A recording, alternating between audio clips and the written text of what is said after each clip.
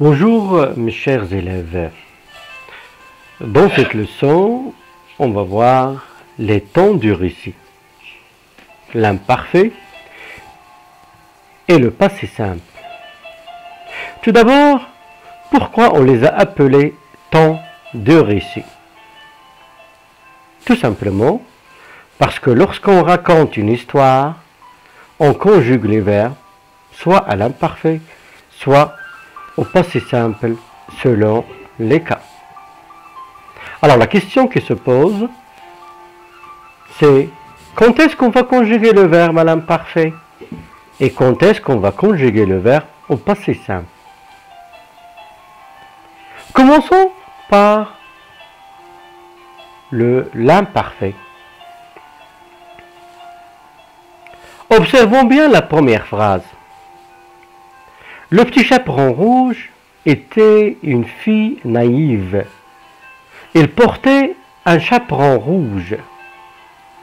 Qu'est-ce que vous remarquez dans cette phrase? Le petit chaperon rouge était une fille naïve. Qu'est-ce qu'on fait ici? C'est le comportement, le caractère de la petite fille, le petit chaperon rouge. Elle était naïve, c'est le portrait moral. Il portait un chaperon rouge. Il portait un chaperon rouge. Ça veut dire on décrit les vêtements. Il portait un chaperon de quelle couleur? Rouge. Alors, on a conjugué le verbe être à l'imparfait et le verbe porter à l'imparfait. Pourquoi? Tout simplement parce qu'on fait la description. On fait la description. Alors, lorsqu'on décrit dans un récit, on va conjuguer les verbes à l'imparfait. Observons bien la deuxième phrase. Sa maman lui demandait toujours d'apporter le petit déjeuner à sa grand-mère. Elle lui demandait toujours. Les choses se répètent. Ça veut dire que c'est une habitude. Alors, pourquoi on a conjugué le verbe à l'imparfait? Tout simplement parce qu'il y a la répétition. L'habitude. Il y a la répétition, l'habitude. Alors, on a conjugué ces verbes. On a conjugué ces verbes à l'imparfait parce que les choses se répètent. Observons bien la troisième phrase. La grand-mère habitait dans la forêt. La grand-mère habitait dans la forêt. L'action d'habiter, est-ce que c'est une action brève? Non, c'est une action qui a une durée dans le temps. C'est pour cela qu'on a conjugué le verbe habiter à l'imparfait. Maintenant, quand est-ce qu'on conjugue le verbe à l'imparfait? L'imparfait, on l'utilise dans un récit. Lorsqu'on fait la description, s'il y a une action qui se répète dans le passé, si on a une action qui a une durée. Maintenant, on va passer au passé simple. Quand est-ce qu'on conjugue les verbes au passé simple? Observons bien la première phrase. Elle rencontra le loup. L'action de rencontrer le loup, est-ce que c'est une action qui a une durée? Non, c'est une action brève. C'est une action brève. C'est pour cela qu'on a conjugué le verbe rencontrer au passé simple. Passons maintenant à la deuxième phrase. Le loup arriva le premier, dévora la grand-mère et mit ses habits. Combien d'actions on a dans cette phrase? Il y avait 3 actions. L'action d'arriver, l'action de dévorer et l'action de mettre les habits de la grand-mère. Alors, 3 actions. Comment sont ces actions? Elles sont successives et brèves. Alors, pourquoi on a conjugué ces 3 verbes au passé simple? Il y a la succession des actions brèves. la succession des actions brèves. Passons maintenant à la troisième phrase. Le chasseur marchait dans la forêt. Soudain, il entendit un cri. Regardez bien la première phrase, la première action. Le chasseur marchait dans la forêt. C'est une action qui a une durée, mais elle a été coupée par une action soudaine. C'est l'action d'entendre un cri. Alors, l'action d'entendre un cri, c'est une action soudaine. C'est pour cela qu'on a conjugué le verbe entendre au passé simple. Alors, le bilan. Le passé simple, on l'utilise dans le récit lorsqu'il y a une action brève, une succession des actions brèves ou bien une action soudaine. Maintenant, un petit rappel de la conjugaison du passé simple. Mais il faut faire attention au verbe être et au verbe faire au passé simple. Le verbe être au passé simple, je fus. Le verbe faire au passé simple, je fis.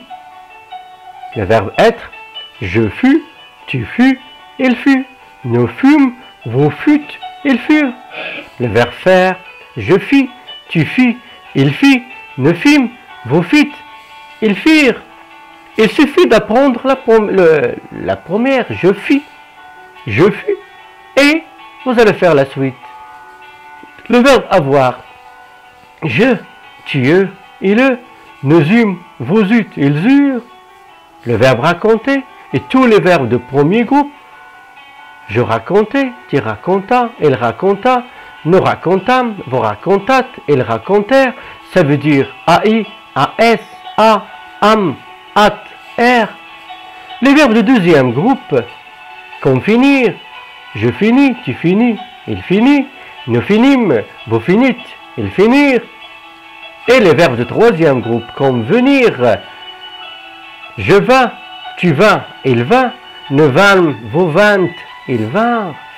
Le verbe écrire, j'écrivis, tu écrivis, il écrivit, nous écrivîmes, vous écrivîtes, ils écrivirent. Le verbe rejoindre, je rejoignais, tu rejoignais, ils rejoignaient, nous rejoignîmes, vous rejoignîtes, ils rejoignirent. Le verbe prendre, je prie, tu pries, il prie, nous prîmes, vous prîtes, ils prirent. Et le verbe pouvoir, je pus, tu pus, il put, nous pûmes, vous pûtes, ils purent.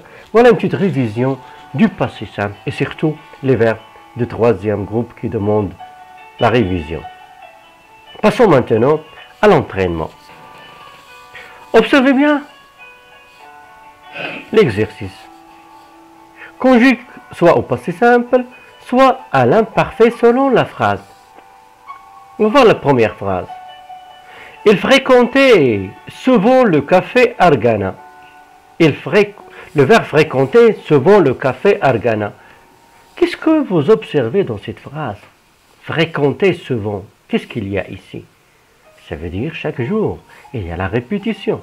Et alors, à quel temps on va conjuguer le verbe fréquenter? On va le conjuguer à l'imparfait. Deuxième phrase. Le verbe s'opposer sur un arbre. Le verbe décrire un cercle. Et le verbe s'envoler. Qu'est-ce que vous remarquez ici? Il y a trois actions. Comment elles sont ces actions? Elles sont brèves et successives. Alors, à quel temps on va conjuguer le verbe? Ah, il y a la succession des actions brèves. Ça veut dire on va conjuguer ces verbes au passé simple. La troisième phrase. Le verbe être un garçon d'une dizaine d'années. Le verbe porter une casquette bleue et un pantalon rouge. Qu'est-ce qu'il y a ici? Un garçon d'une dizaine d'années, le verbe porter une casquette. Qu'est-ce qu'on fait ici? La description.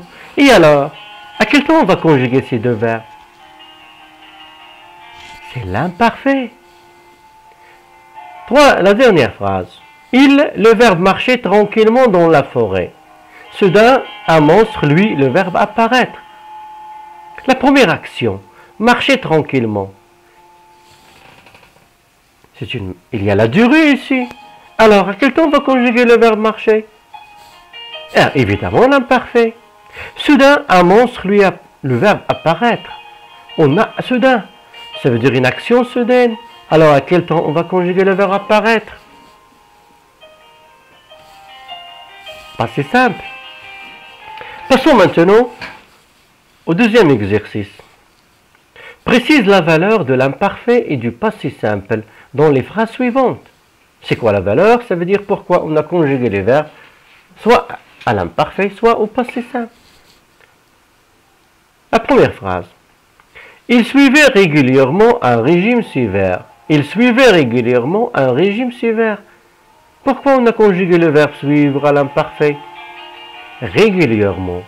Ça veut dire il y a la répétition. Deuxième phrase. L'enfant passait des heures entières devant la télévision. L'enfant passait des heures entières devant la télévision. Pourquoi on a conjugué le verbe passer à l'imparfait? Il y a la durée. L'action, elle va durer plusieurs heures. C'est pour cela qu'on a conjugué le verbe passer à l'imparfait. La phrase suivante. Tout à coup, un cri strident sortit du puits. Tout à coup, un cri strident sortit du puits. Le verbe sortir est conjugué au passé simple. Mais pourquoi? Il y a tout à coup. Ça veut dire il y a une action soudaine. Mon père veillait tous les jours à l'entretien du jardin. Tous les jours, ça veut dire il y a la répétition. Veiller, il est conjugué à l'imparfait. Pourquoi? Il y a la répétition. La phrase suivante. L'étranger ouvrit la porte, ôta sa veste, alluma une cigarette et s'allongea sur le fauteuil. Qu'est-ce que vous remarquez ici? Ouvrir la porte, ôter la veste, allumer la cigarette, s'allonger sur le fauteuil. Ce sont des actions successives, en ordre et brèves. Alors il y a la succession des actions brèves. La dernière phrase. C'était un jeune homme d'une vingtaine d'années. Il avait un visage ovale et des yeux mat. Qu'est-ce que vous remarquez ici? Qu'est-ce qu'on fait? On décrit. C'était un jeune homme. L'âge de cet homme d'une vingtaine d'années. Il avait un visage ovale. On fait la description et des yeux mat. Alors c'est pour cela qu'on a conjugué ces verbes à l'imparfait. J'espère, mes chers, maintenant que vous avez compris la valeur du passé simple et de l'imparfait et que vous êtes prêts maintenant à écrire vos histoires et surtout que vous avez un projet. Vous allez rédiger une nouvelle. À bientôt, mes chers.